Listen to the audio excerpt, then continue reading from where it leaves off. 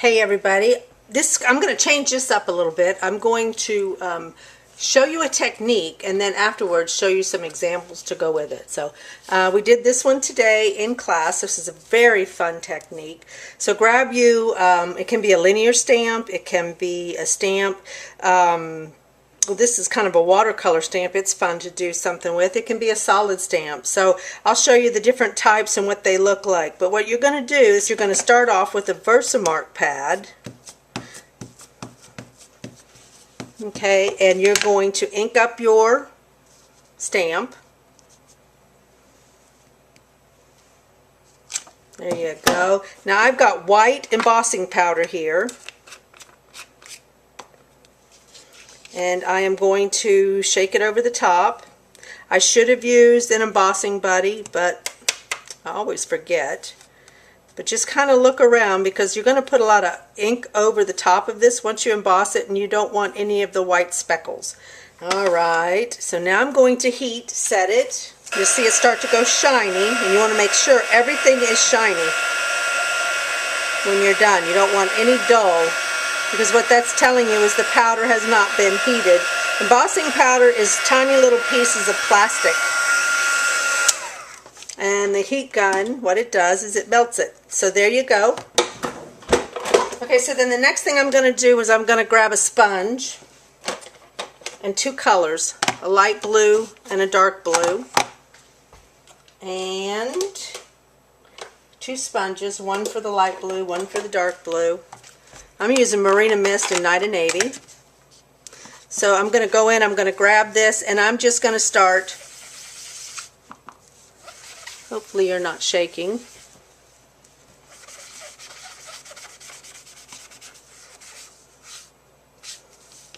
Then I'm going to go to my Night and Navy. And I'm going to do around the edges.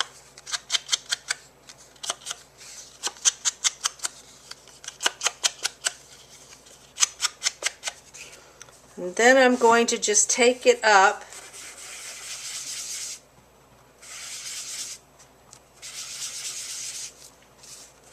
swirling is important. That kind of gives you that smooth feature. And how much you put on, how little you put on, totally up to you. And it's fun to play with. Once you're done, just take a paper towel. And what you're going to do is you're going to rub over that white. Let's see, I think it needs a little more there, so I'm going to go back in and just make it a little darker right here, just so that flower pops. And then you wipe off, because the embossing powder doesn't allow the ink to absorb, so it sits right on top until you wipe it off. Okay, so that's the technique.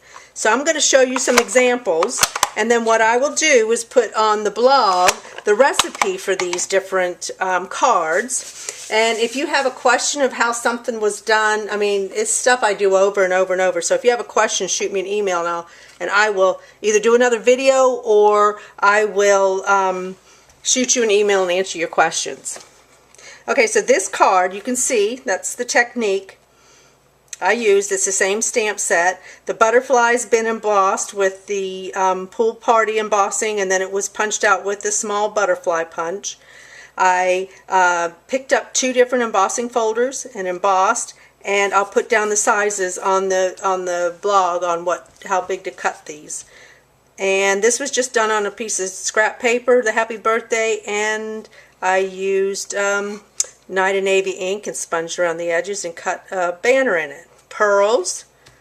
So there's that card. Here's another card using the same colors of blue.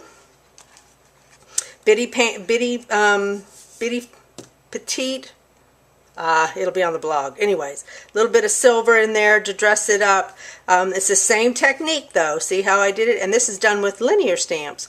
And I just sponged starting light. You always start light, go to dark. And I did around the edges. A little bit of gray, slate gray, and then gray. I'll have it on the blog. Sorry about that, guys. But anyways, I punched this out. So that's one. Now let's just totally change colors. Look how pretty it is with the blues and the yellows and the greens. And this is a piece of vellum that I just inked up, and I heated it, and it's embossed. So